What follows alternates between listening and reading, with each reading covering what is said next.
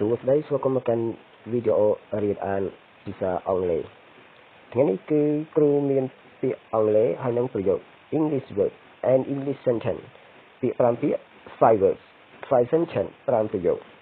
ទី1យើងអានថា book ពាក្យ book សៀវភៅប្រយោគទី1យើងអានថា I read a book every day I read a book every day ខ្ញុំអានសៀវភៅរាល់ថ្ងៃទី2ពាក្យ happy happy រីករាយប្រយោគ2យើងអានថា she is very happy today នាងរីករាយណាស់ថ្ងៃនេះទី3ពាក្យទី3យើងអានថា tree ដើមឈើប្រយោគទី3យើងអានថា the tree is tall and green ដើមឈើខ្ពស់ហើយនិងបៃតងទី4ពាក្យ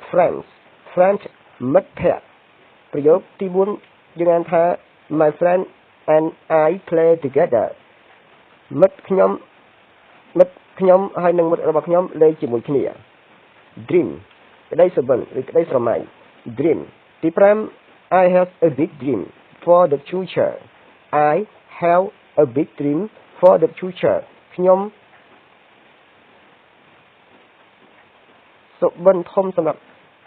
ថ្ងៃអនាគត